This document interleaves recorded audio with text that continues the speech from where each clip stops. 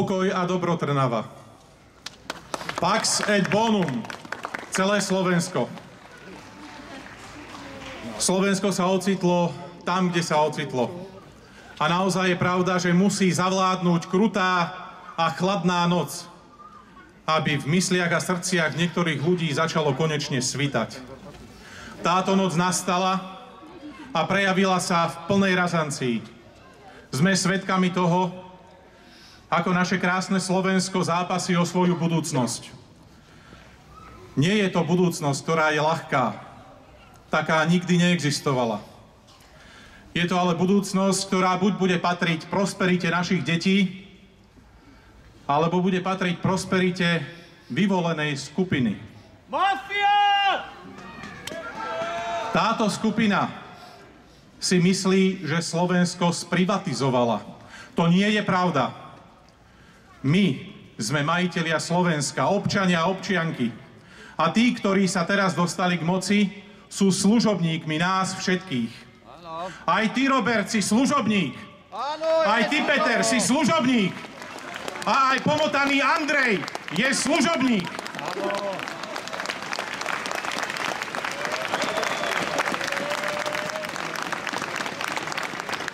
Ak vám nestačia vaše výplaty, Robert, Peter a Andrej, nájdite si slušnú a poctivú robotu.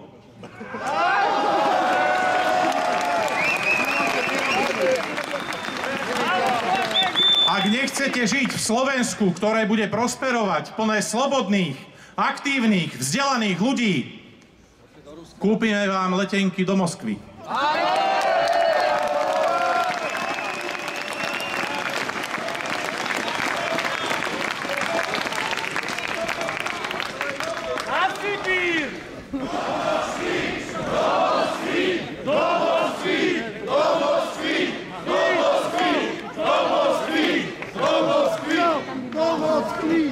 Dnešný večer patrí Slovensku.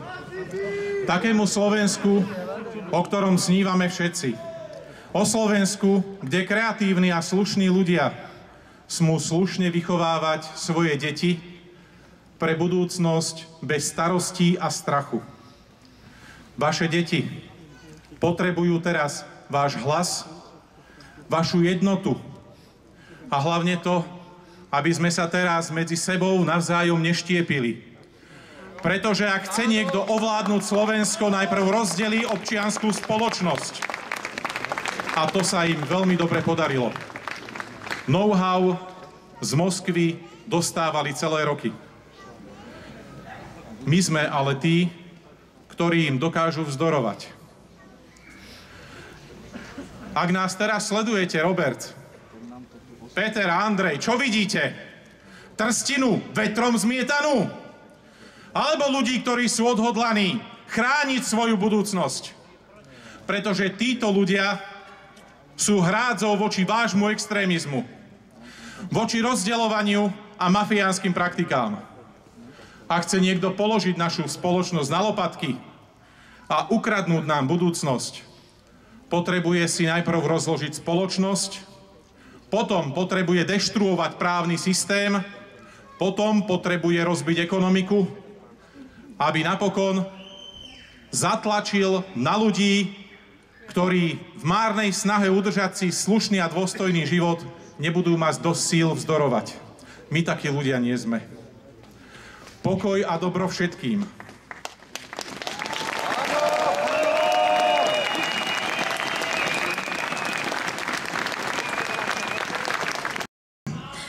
Prijala som pozvanie vystúpiť na dnešnom proteste, i keď som zvažovala, či práve ja mám mať priestor prehovoriť k vám z tohto pódia, prihovoriť sa ľuďom v meste, ktoré nie je moje rodné, v ktorom síce pracujem, ale nežijem a v podstate ho len začínam spoznávať. A to ma teší. Dnes večer ide ale o náš spoločenský záujem. A dotýka sa nás všetkých. Chcem preto vysloviť môj síce subjektívny pocit, frustráciu a túžbu, v ktorej sa, ale trúfam si povedať, vyslovím v mene všetkých nás, ktorí v tejto krajine chceme ostať žiť slušný a slobodný život. Chcem tu ostať žiť, tvoriť slobodne a založiť si tú rodinu. Vychovávať tu moje deti v láskavej, citlivej, ohľaduplnej, vzdelanej, slušnej a teda vyspelej spoločnosti. Chcem vytvárať prostredie a byť súčasťou spoločnosti, kde sa všetci budeme cítiť bezpečne a budeme akceptovaní takí, akí sme sa narodili, bez ohľadu na to, akú máme farbu pokožky, aký je náš pôvod, aké je naše vierovyznanie, akú máme sexuálnu orientáciu, či akého sme pohlavia.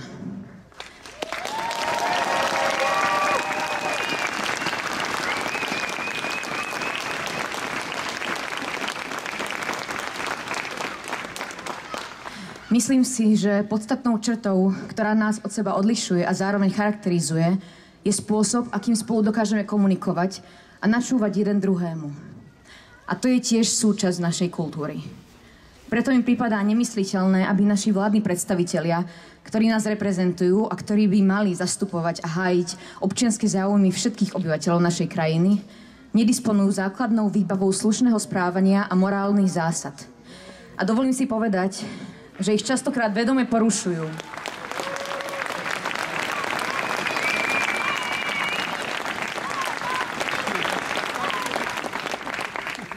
Kultúra na Slovensku je rozmanitá a krásna.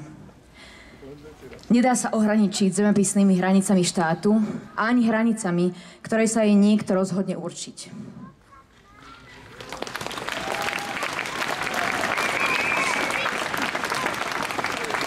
Pretože tak vznikla a stále aj vzniká. Vnímam kultúru ako živý organizmus, ktorý ale nie je možné ničím zahubiť. Všetci ju spoločne tvoríme, nikomu ale nepatrí. A to je na nej krásne. Jej farebnosť a sloboda. Tak to vždy bolo a tak to aj bude.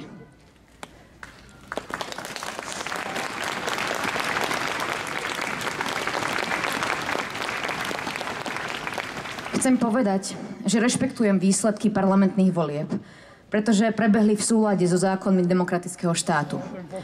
My ako spoločnosť sme si zvolili. No každá vláda, súčasná, predošlá, ale aj tá nasledujúca, je len dočasným správcom tejto krajiny a nemôže presadzovať svoje vlastné názory na umenie alebo robiť kroky, ktoré protirečia demokratickým hodnotám, či v umení, alebo vo verejnom priestore. A preto sa chcem vám, našim vládnym predstaviteľom, takto prihovoriť a povedať, že sa zaujímame, sledujeme vaše kroky, uvažovanie a rozhodovanie a budeme k nim kritickí, pretože nám záleží na budúcnosti našej krajiny. Áno.